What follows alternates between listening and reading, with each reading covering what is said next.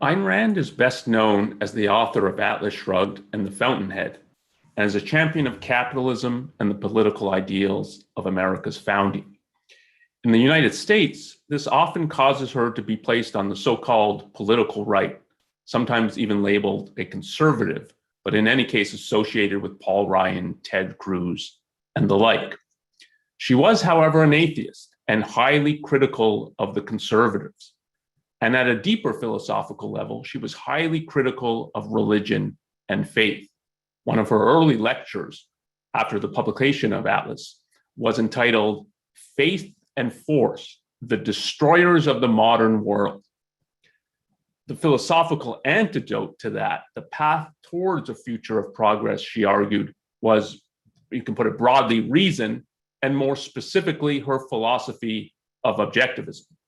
So let's talk today about some of Rand's views on God, religion, reason, and atheism. Welcome to the New Ideal podcast. My name is Onkar Ghate, and I'm joined by my colleague, Robert Mayhew, a professor of philosophy at Seton Hall University. Hi, Robert. Hey, Onkar. Hello. So let's start with this question. I think this is a good place to start. So Rand said of religion, quote, that it's an early form of philosophy, unquote, and that, quote, philosophy is the goal towards which religion was only a helplessly blind groping, close quote. So you're both an expert on Rand's thought and on ancient Greek philosophy. And I think of that's the birth of the subject of philosophy in the Western world. So what do you think Rand means by this? What is she getting at? Well, I think we have to begin with her conviction that philosophy, or something like it, serves a crucial human need, that we are not hardwired with the tools that we need to survive. I mean, we have a faculty, a conceptual faculty, a faculty of reason, but we don't have fixed in us a set, of indications or instincts that enable us to survive in the world. We need a set of abstract principles of some kind. And yet you can't expect from man emerging from the cave or whatever to have the sophisticated methodology that enables him to acquire these principles. That would be to have a philosophy before you have a philosophy. So we needed to do something to fill that need.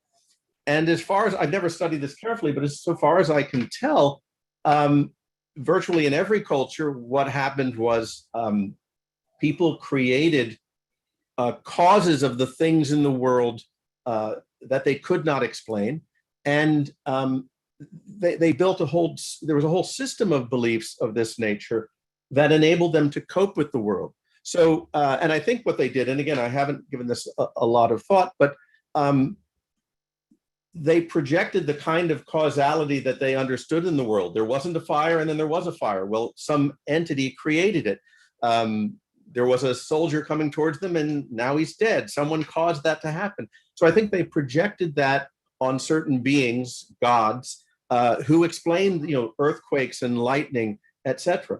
And they also needed a code of ethics of how to live in the world to manage their existence. And for that too, they depended on the gods. So in the ancient Greek world, for example, you have, there's evidence going back to deep into the Bronze Age, but certainly by the time we get the Homeric epics in the, let's say, roughly the 8th century, and in Hesiod in the 7th, you have these Olympian gods who each have a certain domain that they control. So if an earthquake happens or tidal waves, that's Poseidon doing it. And the strongest god of all, of course, is Zeus. And Hesiod tells us, for example, that Zeus gave human beings a law and justice so that we would not be like the animals of the jungle. And I think that was a system, but you can see how primitive that is, although it's understandable. Now, what the philosophers do is they come along and they start taking a step back. They don't just passively accept the beliefs, because if you ask your average 6th century Athenian, why do you believe Athena is a special guardian of yours? Why do you have these whole set of rituals about prayer and going to the temple and pouring libations over the dead or what have you? Why do you do all that? It's not because they don't have a worked out set of arguments. This is what my dad told. Well, this is what my ancestors bestowed to me. And it was only and that's a complicated issue, why it happened here. But it was only at a certain time where some of these ancient Greeks took a step back and asked, there's a lot of reasoning been going on. People had the faculty of reason. They used it in all sorts of ways. And they started using this reason to raise questions about this religion, the Olympian religion, the views they had. And at that point, what you get is a sort of a tearing down of what was the standard views. And by the time you get to the 5th century, there's a real clash between it. But you can see from that perspective, by the time you get to the philosophers, and even the early philosophers, what we call the pre-Socratics, there's a sophistication to their beliefs, in contrast to which the other religion, the philosophy of, let's say, the Olympian religion is primitive by comparison, right? Yeah, but that's what I think. A question about that, but yeah. But let me add, so one way I think about it is that, in effect, religion and philosophy are asking the same questions. It's much more explicit and conscious for philosophy that we're asking these questions and we're trying to answer them. But they're, in some broad sense, they're both trying to give you a worldview. So to give you some kind of account, like, this is the world in which I live, and therefore this is how I need to function, and this is what I should do in it. And in philosophy, we put that, it gives you a metaphysics and an epistemology and an ethics. And I think that is the kind of core of philosophy. So I don't think a religion's very, when we're talking at this primitive level, very consciously asking those questions, but in effect, that's the need, that people have these questions either at a more implicit level or a more explicit level. And so they're focused on the same questions. So then on the issue then of what is differentiating philosophy from religion, of how it's both, so I think both in the way it's raising the questions and in the way it's trying to answer them. And in thinking of it in the ancient Greek world, how much do the early philosophers, the pre-Socratics, as you said, think of themselves as, like, consciously as doing something than what these more religious people with their worldview do? So how much are they consciously thinking of, okay, what we're doing is different from what our traditional religious or religious figures do? And that's a good question. And I think it differs from, and there's a lot of controversy, partly because we have so little information about these philosophers. Some of them, like Parmenides and Empedocles, are very religious in their language. And they see themselves almost as present. I think Pythagoras would be the same way, to the extent that we can uncover his views. They're presenting a more rational religious philosophy than the alternative. Others, I think, are very destructive. I think they're explicitly, the first explicit attack on Olympian religion we get is from Xenophanes, who's the fourth of the early philosophers. If you have Thales, Anaximenes, Anaximander, Anaximenes, then you get Xenophanes, and he actually presents an argument, so far as we can tell, against and not against God, any God, but against the idea of the anthropomorphic gods that look like human beings. He thinks they're clearly inventions of every different, an indication of that is that each culture seems to believe in gods that look just like them. And what's the chance of that happening? And I think, Heraclitus, for example, has, if you can understand his maxims, if we can interpret them correctly, he seems to be criticizing religious rituals as irrational.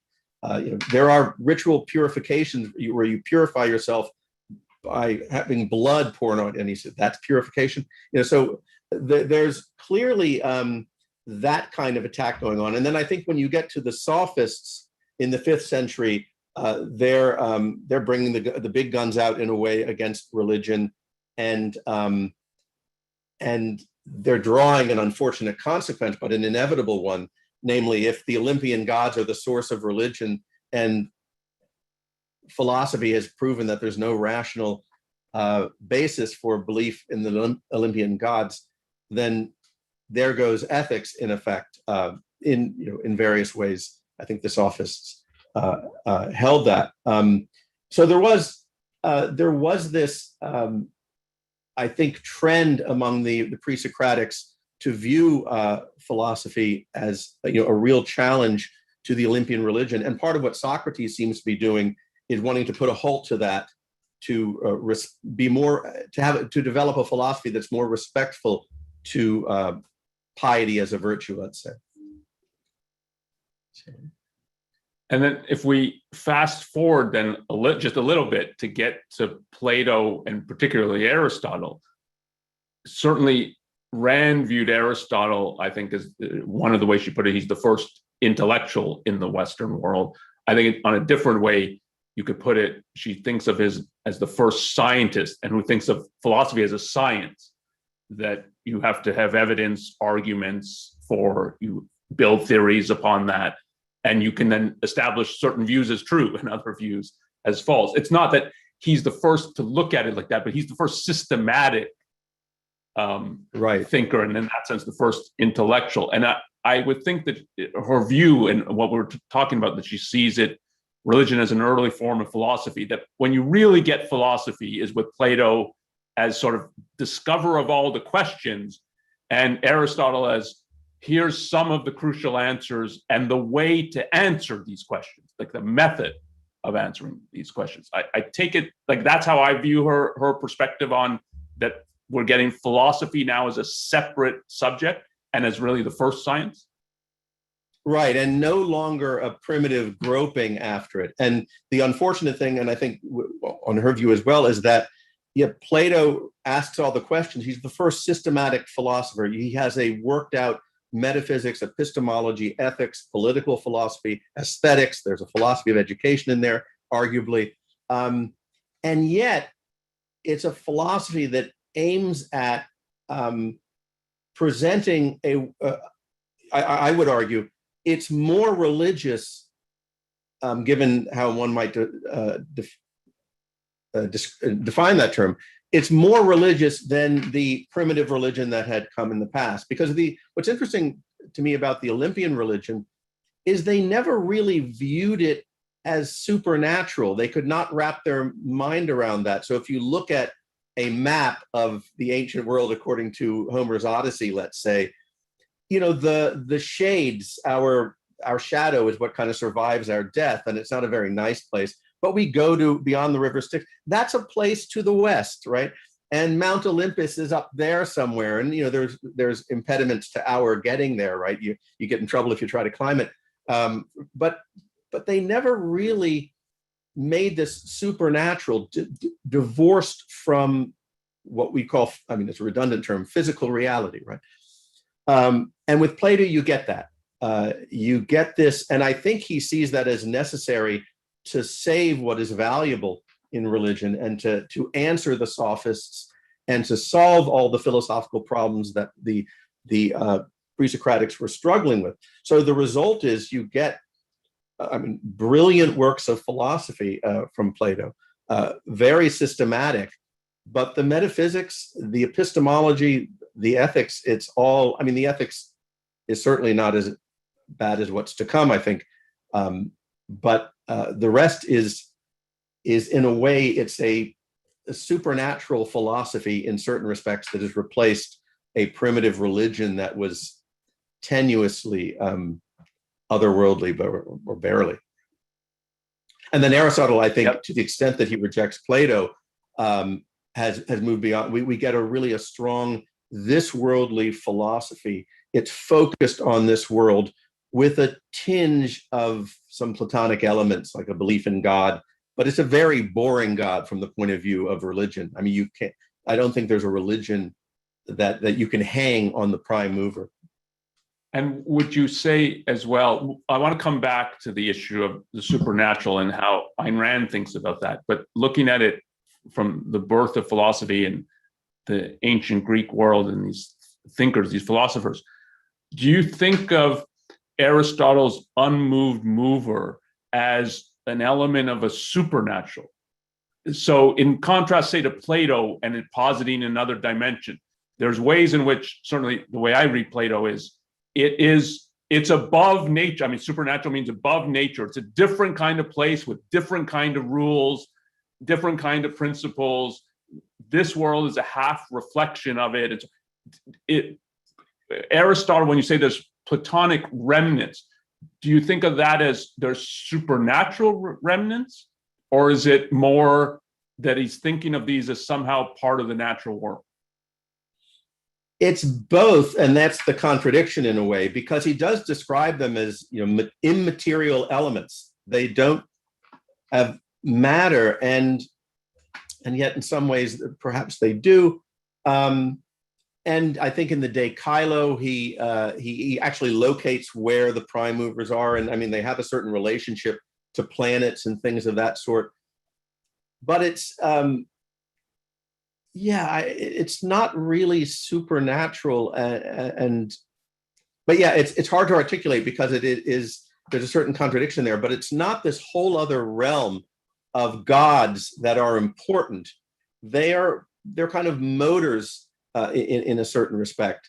And even when he talks about the possibility of the immortality of the soul, he makes it clear if anything survives the death of the body, it would be the rational faculty, but disconnected from our memories or anything. It would have to be some kind of, it's very unclear, but there's nothing, it really is a faint remnant, I think, and strikingly different from Plato. And Aristotle's intellectual heir, Theophrastus, he basically, so far as we can tell, he did away with the prime movers. He didn't think they were necessary.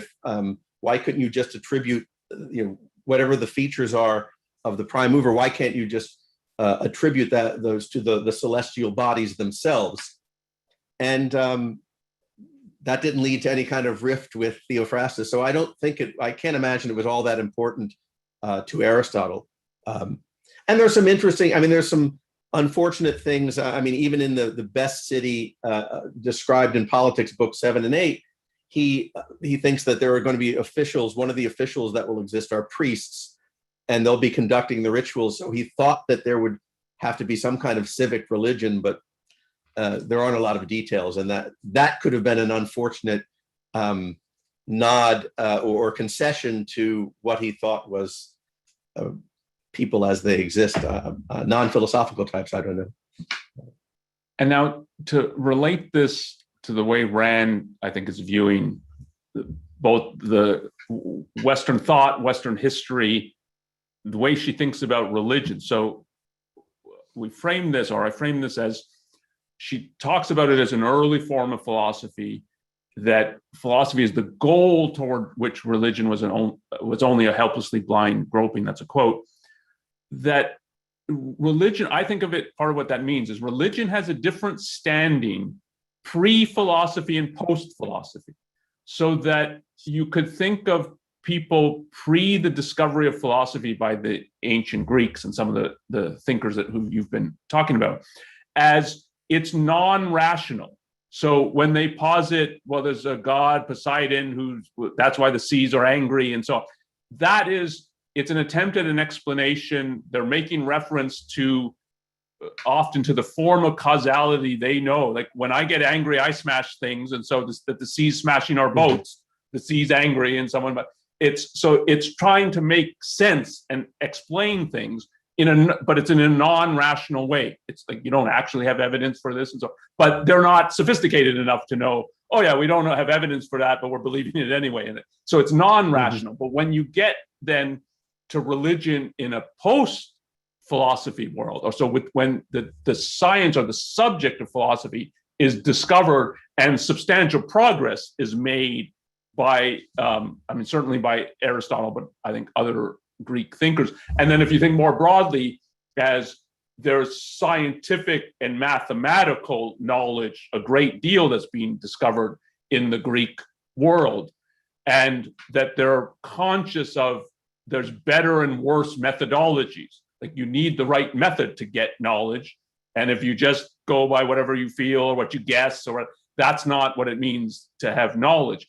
Then when you get religion in that context, it's a different phenomenon, and it goes from the non-rational to the anti-rational, or you could put it the irrational. But there's some now, and you had put it already by the 5th century, there's some kind of real conflict. And I think certainly after, and when you see the rise of Christianity, but I know you've read a lot about this, that religion and philosophy are at war with one another. It's not now, it's just a primitive form of philosophy or something like that.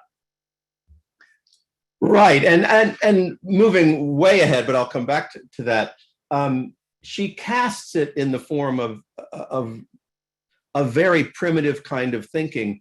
There's that line in the Metaphysics versus the Man-Made, where she talks about, modern people are not apt to think that mystical incantations will bring rain, but they are very likely to think that the universe requires a cause. And so I think she's associating that with a kind of primitive thinking. And she's saying, in effect, you people who accept that, the cosmological argument or whatever, you're basically like those primitives who think lightning needs a conscious being to explain it. And in Atlas, when it's more severe, the savage who says that, the savage who hasn't learned to speak, who says that who claims that existence requires a cause. I mean, she's calling it a savage for a reason. I think it's very primitive thinking, but it doesn't have the justification that an 8th century BC Greek would have in believing in Zeus, right? Now,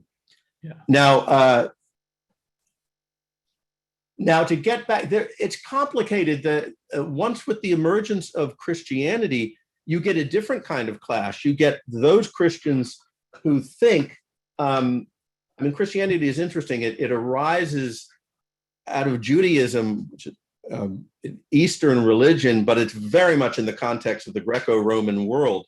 And the New Testament is in ancient Greek. One clash that you find among Christians are those who think we reject philosophy entirely as pagan, right? And we don't. Then there are passages in some of Paul's letters that these thinkers, like Tertullian, they hung on to as support for their side.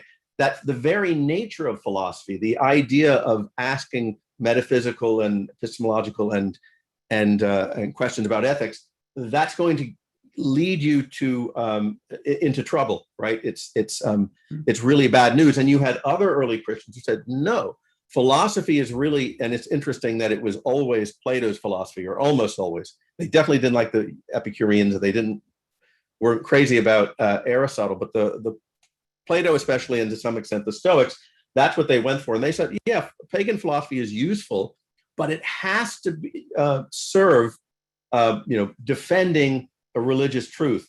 Or if people start criticizing, let's say the doctrine of the Trinity, right, or the notion of Jesus as being man and God, we have to be able to conjure up philosophical arguments to answer them. So there was a tension within early Christianity as to whether philosophy was a value at all. But if you see what philosophy is supposed to do, it was a very anti-philosophical philosophy, if you understand what I mean. So you have these early philosophers who have very sophisticated metaphysics to explain the Trinity. But what's clear is that is something we can know, we grasp by faith, and then we try to use philosophy to support it. And what is Ayn Rand's line about every bad philosophy is a system of rationalization, or something like that? We get that in a big way in the early period, and it's especially true because in the early period, before Christianity became the official religion of Rome, you had all these other philosophers that were thriving. You had all sorts of pagan philosophers. You had pagan Platonists and Aristotelians and Epicureans and Stoics, and they all had views. And so a lot of the Christians thought, if we want to survive, we have to come up with arguments. But it's a very different kind of philosophy. So they don't reject philosophy, but they do in its purest form. That's for sure, and given its proper function or role. But by the time Christianity becomes the official religion, and it has the power of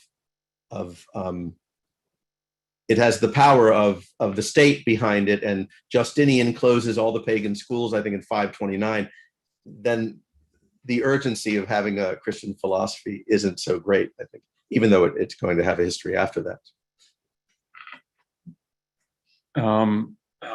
Okay, there's two things here that I think would be worth talking about.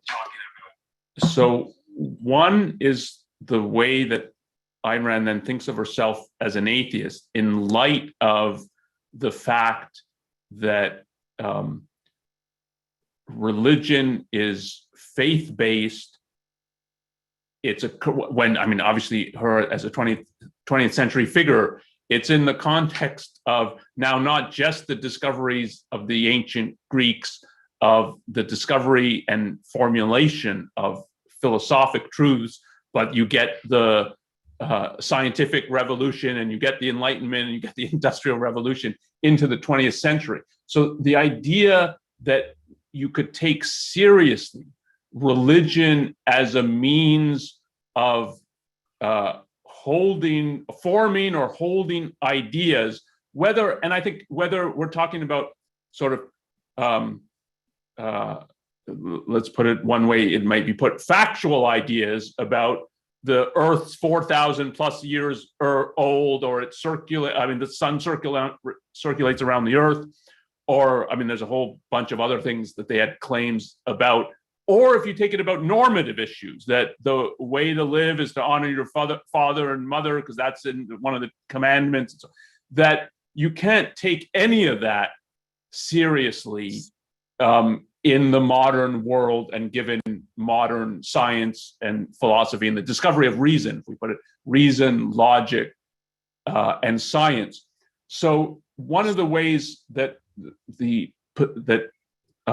Ayn Rand, but you can put her philosophy, Objectivism, describes itself we're intransigent atheists, but not militant ones. I'll read a quote about that.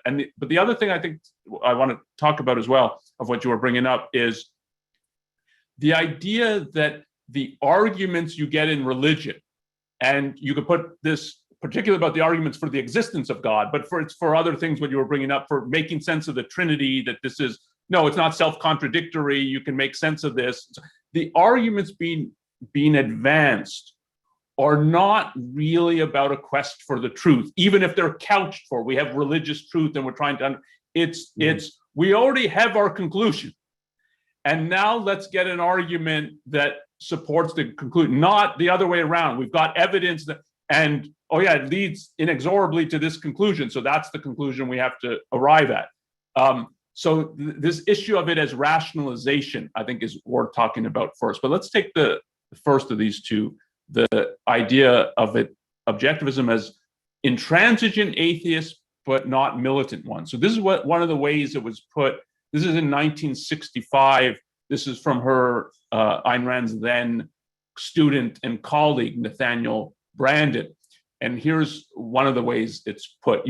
There's a few things like this in the Objectivist written corpus, but here's one of the most prominent.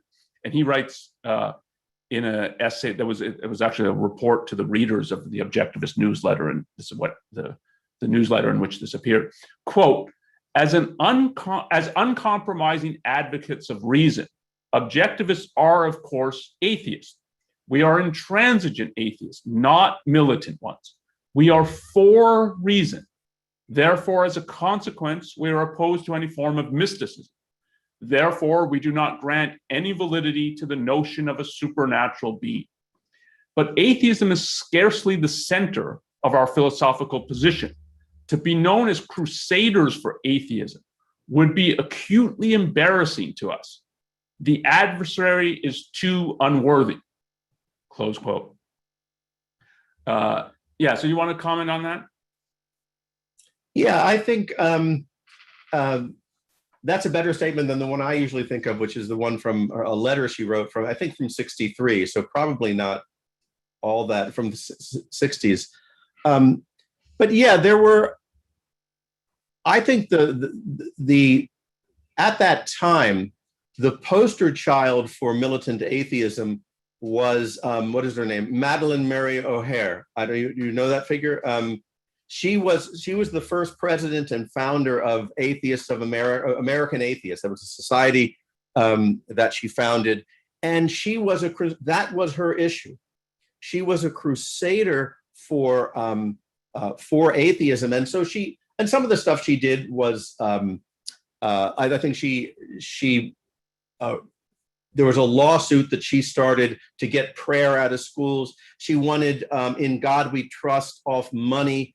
But that was really her sole issue, and it wasn't attached to any kind of deeper philosophy, or even, I think, a more fundamental set of political principles. I think she considered herself a materialist and a feminist, but it was all kind of woozy. But her issue was atheism. That's what we have to defend. And from that, it's so puny an issue in that way compared to what Ayn Rand is doing in Atlas Shrugged. And the only other sense of militant atheists I'm aware of that Ayn Rand might have been aware of is in Soviet literature, in the official Soviet translations from Lenin, for example, into English that were distributed to comrades around the world in the English-speaking world. Militant atheist appears in those works, and as a positive. That is, it's part of the Marxist vision, is that we have to use the organ of the state to minimize and reduce the influence of atheism. And I think that comes up in a way in that letter that she's responding to from 63, where the congressman is worried that atheists and agnostics are going to pass laws that make religion illegal or something like that. That's the world we live in, and of course she's saying this is ridiculous. That's not what she's about at all. She's an intransigent atheist, not a militant one. But the intransigence, that means uncompromising. It's forceful. Now, I've heard this. I mean, we've seen this passage quoted by people who think that objectivists should be nice to theists when they discuss and debate these issues with them. But that's not what she's saying at all. And if you look at some of the other passages she claims on religion, I think that's clear. But part of the intransigence is that although that's not the focus, although it's not a crusading issue, every branch of philosophy, according to objectivism, has implications for theism and atheism and religion. I mean, metaphysics, it's clearly a rejection of any kind of supernatural epistemology. In her epistemology, there's no room for faith. We can talk about that some. In ethics, I mean, Galt says in the speech, the point is not to return to morality, but to discover it. She's rejecting 2 millennia of Christian ethics. So across the board, and of course, although conservatives don't see it, there's not any connection between her political philosophy and there's not any serious non-superficial similarity between her political philosophy and religious conservatism. Part of the way I think about the intransigent, so one of the of her characters, I think, who is most often portrayed or characterized as intransigent is Howard Rourke in The Fountainhead.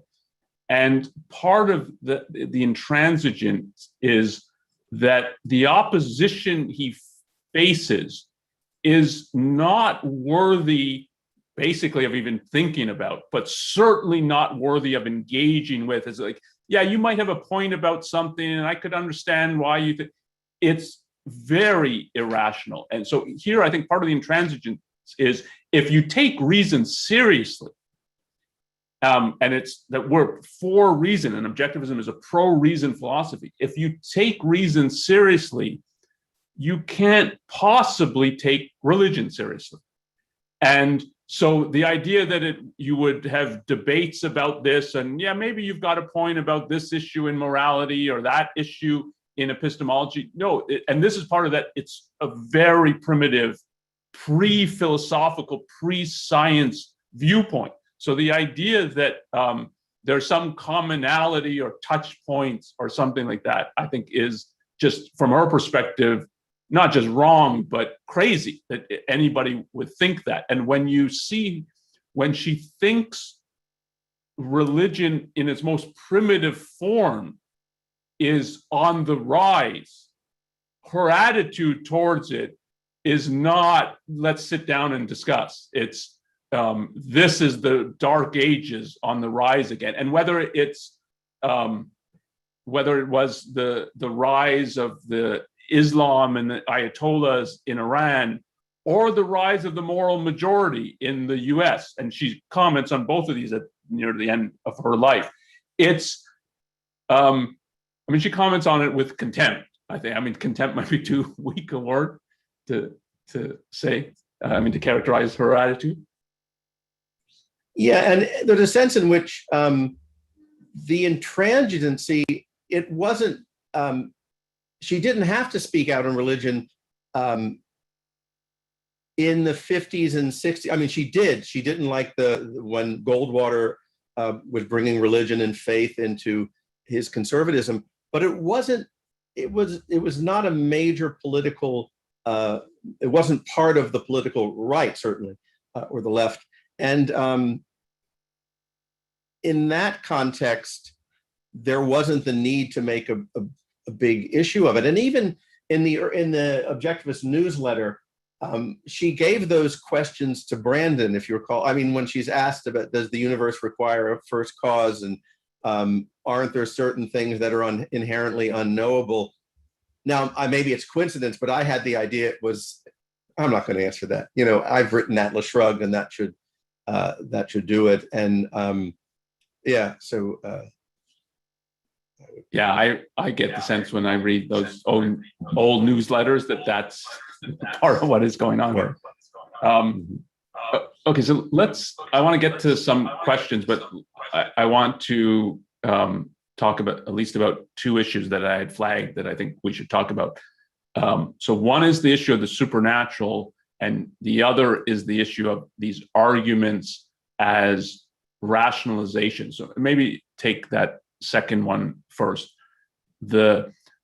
I personally have never met or even encountered in reading or something, somebody who I think is offering an argument for the existence of God that I think it's because of this argument that they think a God exists. That I always think, both in conversation when I'm talking to people or when I'm reading, and even historical figures, even like someone like a Descartes who gives arguments for the existence of God, that they already believe God exists, and now they're fishing around, and that might be putting it a little too negatively, but they're searching or trying to find arguments to justify their faith.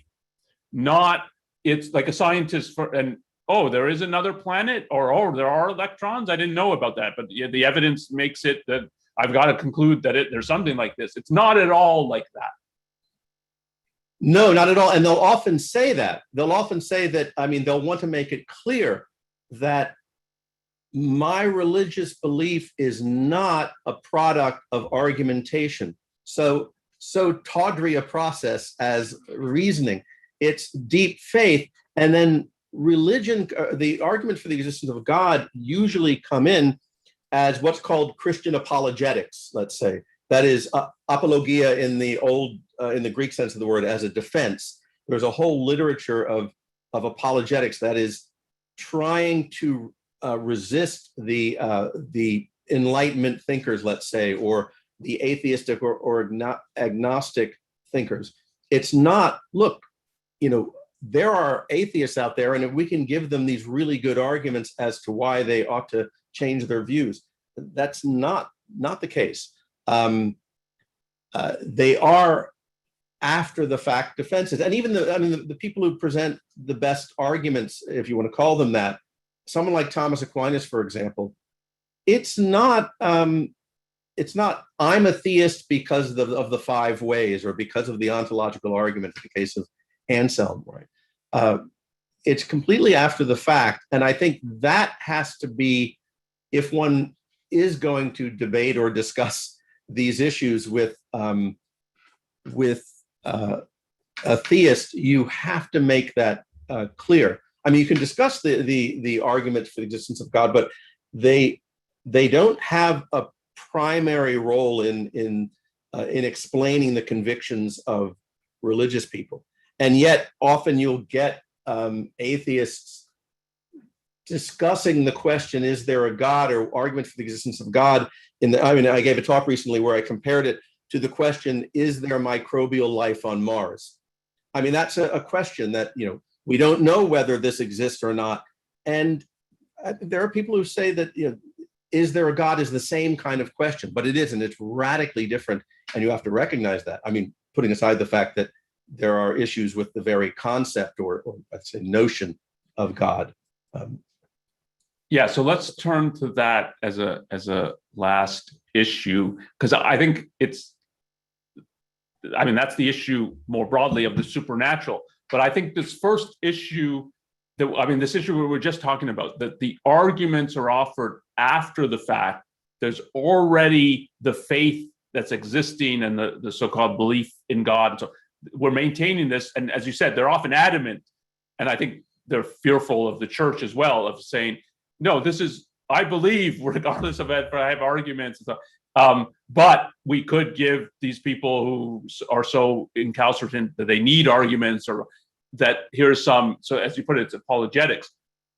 I think the deeper philosophical issue is that if they were offering arguments, what you would have is just, okay, there's something more about the natural world that we didn't know, and here's an argument for, okay, so this is part of the natural world. It's like the example you give of microbial life on Mars. It's, okay, we don't know this yet about the natural world, but if someone has some evidence and arguments for an asteroid brought microbes to Mars and so, then it's, okay, here's another element of the natural world. And if you're offering arguments and saying, yeah, the reason I hold this idea is the arguments and evidence in support of it, all you would be doing is having an argument for, yeah, there's like black holes. We didn't know about that before, but here's now. And what the real notion of God is something beyond the natural world. So the idea that you're going to point to the evidence and arguments in the natural world to get to God makes it that he's just part of the natural world. But the whole position is he's above, he's super nature. He's not constrained by all these things in the natural world. And philosophically, he's not constrained, as it's put in Objectivism, he's not constrained by the basic axioms of reality, or to put it a different way, he's not constrained by the nature of reality. And the most basic axioms in Objectivism are that existence is, existence exists, but you can just put it as the basic concept. It's is, or existence. And it has no cause, it has no alternative, there's no, it just is. And the first and primary thing to say about it is, it is. And then it is what it is, it has a nature, it has an identity, it's limited, it is what it is and not what it is not. As it's often put in Objectivism, A is A, and it's not B. And then that consciousness is a faculty of living things to perceive the world that exists. So the identity of what exists. And as you put it, it's not even a concept in Objectivism, it's an anti-concept God. The notion of God is I think in the end, it's an explicit war on those axioms. So part of what it means to say it's supernatural is, no, those axioms do not constrain God. He's above that, as though that has a meaning. And one of the deep philosophical issues is, does that have a meaning, to say something is above nature? Right, and a lot of religious thinkers will claim it doesn't. That is, it's so special. All we can do is say what it isn't, in effect. But you're right. The cosmological argument is we say existence exists. It just is. No, we need an explanation for why there is something rather than nothing. Everything that exists, including the universe, has a specific identity. It just is what it is, right? That's the identity part. No, we need an entity that can explain why there are these causal laws, why there's this kind of complexity, etc. And then, with consciousness as well, it's clearly, if you're believing that there was a God before the creation of the universe, there's consciousness that's disconnected from reality, a consciousness conscious of nothing but itself, right? It's a violation of all of those. And you get that in the main argument. The cosmological argument is in effect, in all its versions, really is asking for an explanation for existence. And the teleological argument, the argument for design, is asking about, and all the different versions of it, or why is there this kind of complexity in the world, right? And that's, and above that is the idea that they can't articulate what God is, and they're often, and that's a big part of mysticism, and the literature of mysticism is that this is an entity that can't be described by feeble human reason and language. And yet, and you get them that. What's that? I said, and yet they're talking about it. Yeah, indeed. And I think Ayn Rand's fundamental perspective on religion from a metaphysical perspective. So its basic view of reality is it's a negation of this world. It wipes it out and says the true reality is beyond existence, beyond identity, and beyond anything you know, anything you're conscious of. And in that way, when you think of it as a negation of reality, and then the human mind's ability to know that, or the rational mind's ability to know that, no, if you're going to be in contact with true reality, it's going to be some non-rational means that you have to use, because reason is limited to the world of nature, to the axioms, and so on. And yet true reality supersedes and is beyond that. If you see it as a negation of reason and reality, you can understand that you would not think of it just as a benign phenomenon, or even as, so we were characterizing it in the 60s as it's hard even to take religion seriously, that no one with an education anymore takes it seriously in an intellectual sense.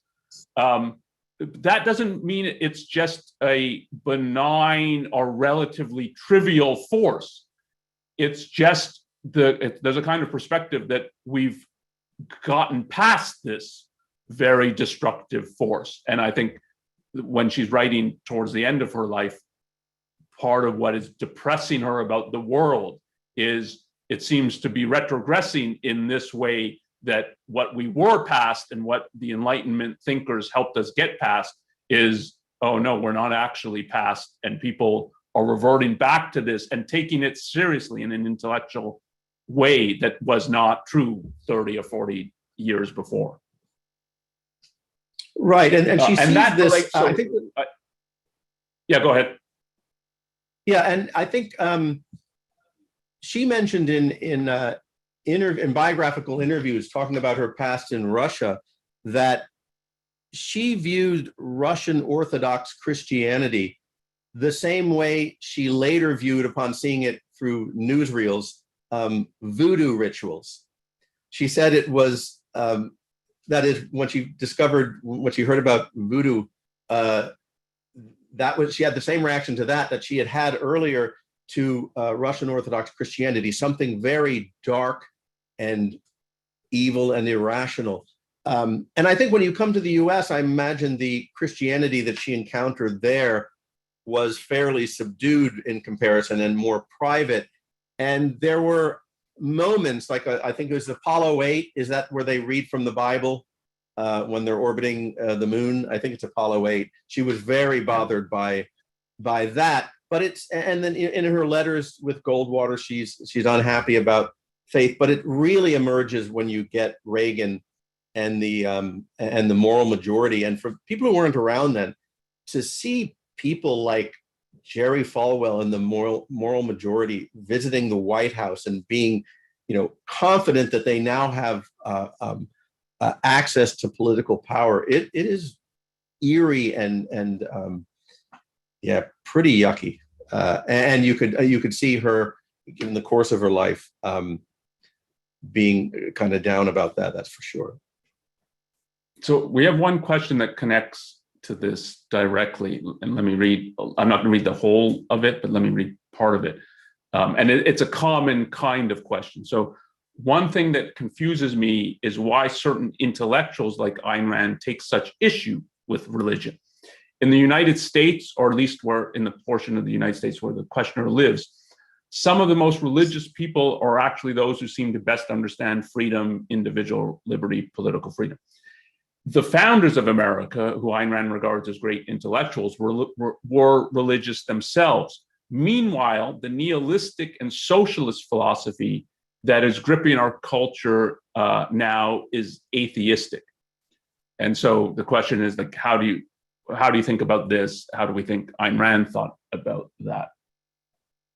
You want to take a stab? I'll say some. Well, I'll answer part of it. Maybe you can take a part of it as well. I think it's a mistake to rely on anecdotal, because I've heard this kind of thing as well.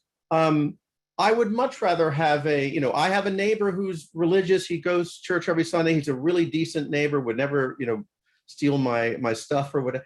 They're good people. I think there are a lot of those people in America. There's a lot of compartmentalization where they live rich, happy lives, pursuing values here on earth. A person could be an engineer, so in their career they're quite rational, and yet they were raised religious, so they have a certain religious practices they adhere to, and they go to church on Sunday. Now, I think it's impossible to have that and not have it undercut your happiness to some extent, but you could, these people exist. And I think to the extent that they keep it private, it's better for them and it's better culturally. But when it becomes a part of the actual culture in a deeper sense, it's really bad. And we can talk about rungs of hell in a particular year vis-a-vis the left, let's say, but it can be very bad. And I think the rights, if we want to use that terminology, their commitment to anything like a genuine liberty has descended in proportion, I think, to how serious they take religion. And I think you see that. I can't think of people who have a really solid grasp of freedom, liberty, individual rights, and a capacity to defend it, and at the same time are deeply religious and are vocal about that and are adamant about that too. So do you want to add to that? And I think, so part of the question was looking at it historically, bringing up the founding fathers, and then bringing up socialism, communism as atheistic. Aren't the founding fathers on the side of religion? I think historically, that's a mistake to think of it like that. And it's a major mistake to think of it like that. So the founding fathers are coming out of the Enlightenment period. The Enlightenment is at war with religion. I think in essential terms, what the Enlightenment is doing is trying to enthrone reason. It's our means to knowledge. If we want to be enlightened, if we want light to shine in, we need to follow reason and get rid of the apparatus of religion, get rid of the supernatural, get rid of miracles, get rid of all the anti-reason elements in religion. Certainly, some of the Enlightenment thinkers think there's elements of religion you can preserve. I think most significantly and most tragically, in a sense, is they think you can preserve religious morality, but strip it of its anti-reason elements. So one of the example, and to use the founding fathers, one of the examples of this is Jefferson editing the Bible, cutting out the miraculous from it and so on, and keeping things like the Sermon on the Mount and viewing it as you could rationally justify this. They never give a rational justification of religious ethics, but you have that kind of element. But I think if you're looking at it sort of as a historical trend, this is the Western mind and Western intellectuals discarding the religion of the Dark and Middle Ages and trying to replace it with reason. And the founding fathers are part of that whole trend. And their political achievement is to place the use of force, so the power that the state wields, under the control of reason. The whole view of the Constitution is, and the Constitution in the context of individual rights, is these are the powers that the government has to possess to ensure and protect our rights, and it has to wield these powers rationally. So it can't wield them on the basis of faith.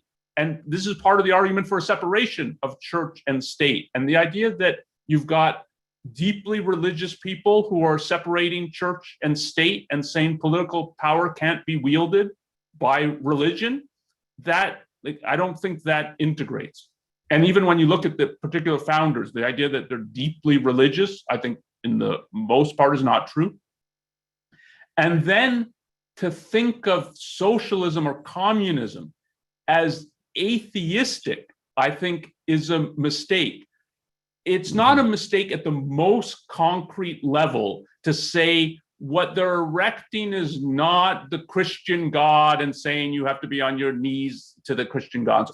But if you're asking more broadly, do they still have this element of the supernatural, of people who are beyond the normal natural world, who somehow know things about the way history works and the dialectic of history, and so of the leaders of the party and the movement?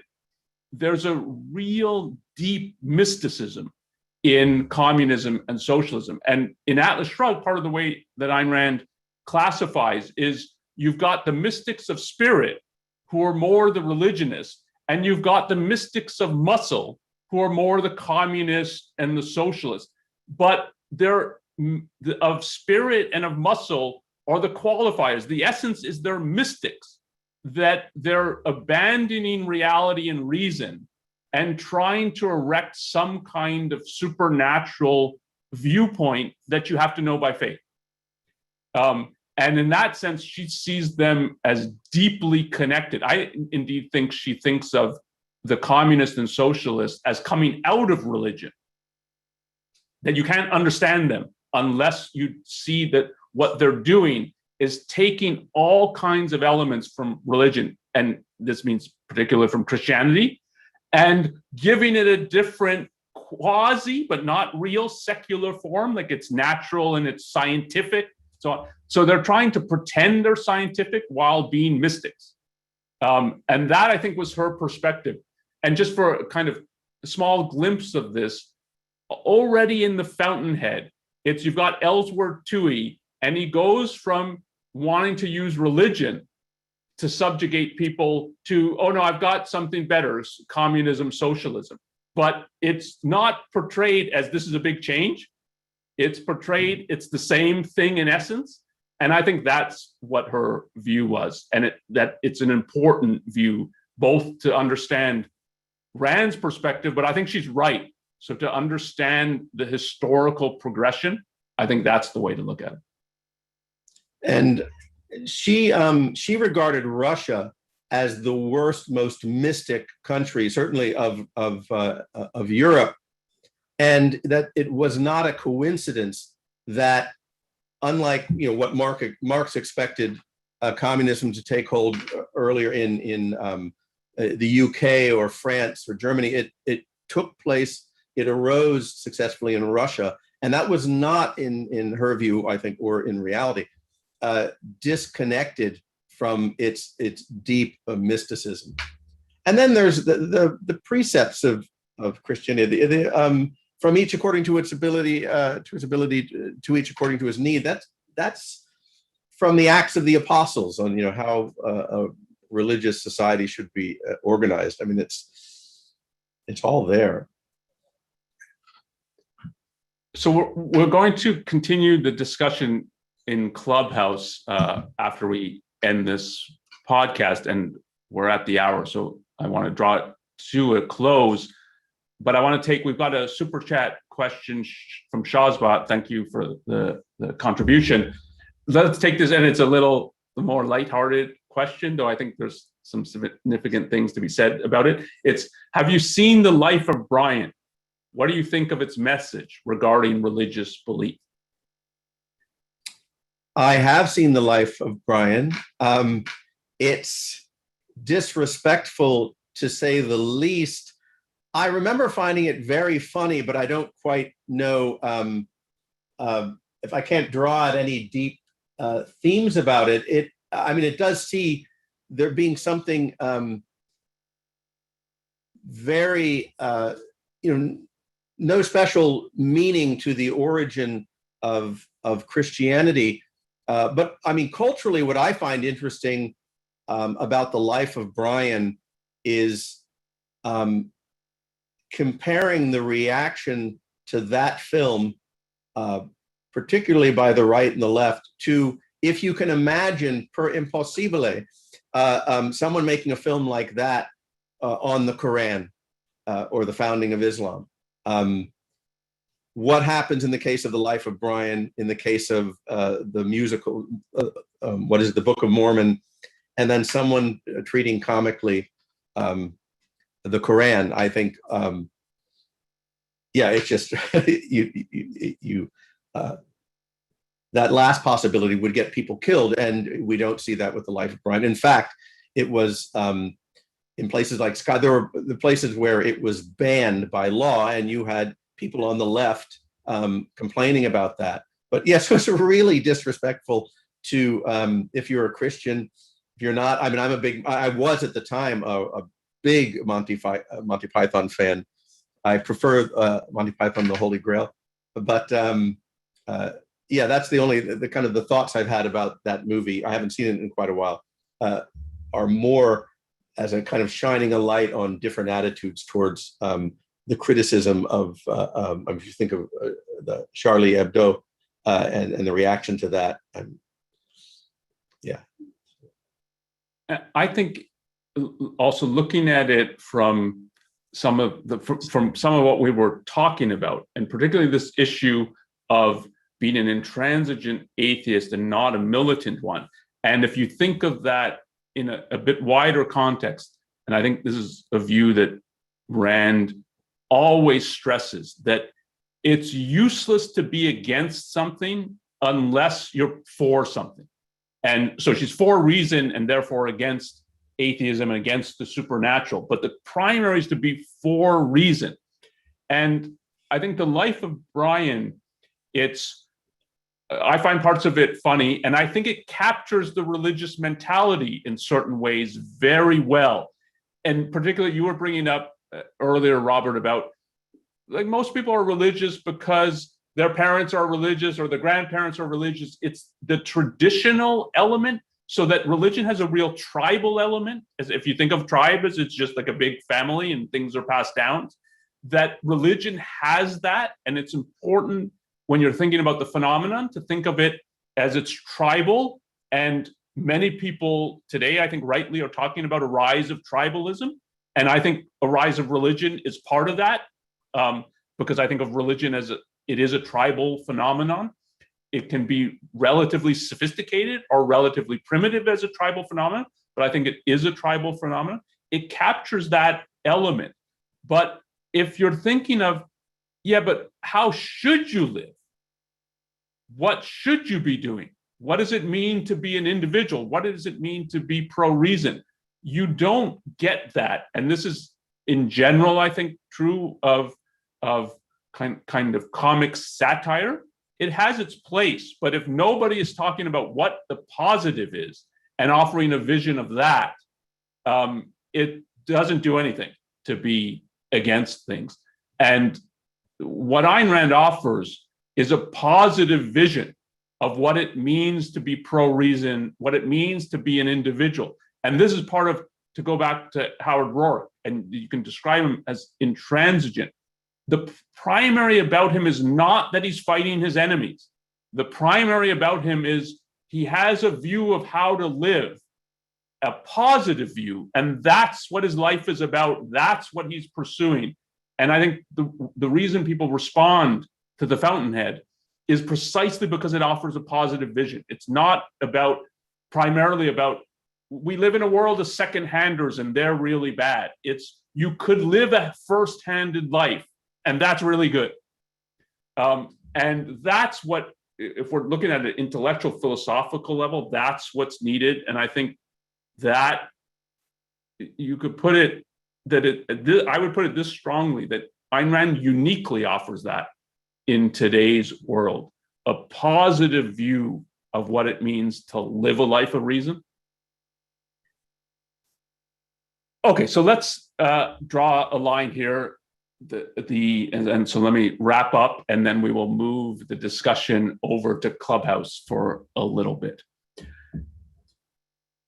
Let me start with, if you want to do some further exploration, some further reading, I would start with, I made reference to this earlier, one of Ayn Rand's essays, or it was a talk converted into an essay, soon after, I mean, just a few years after the publication of Atlas Shrugged, that lays out much of her worldview and some of her thinking on the issues we've been talking about, is an essay. It's in the book Philosophy Who Needs It? The essay is Faith and Force, the Destroyers of the Modern World.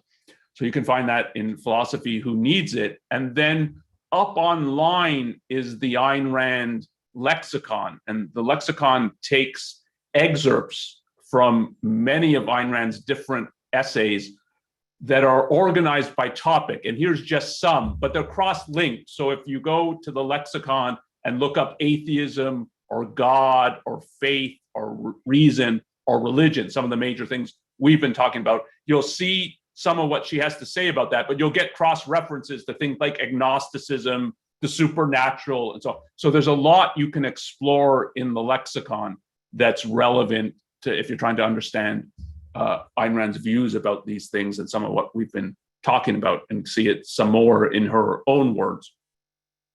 So those are the things I would refer as the next steps if you're interested in exploring more. Next week on the podcast, we'll be doing a Q&A on objectivism.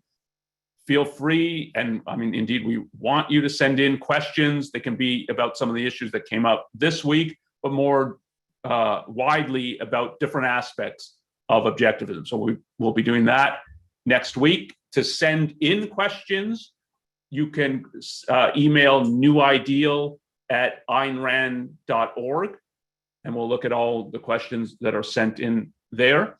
So that's next week, June 16th.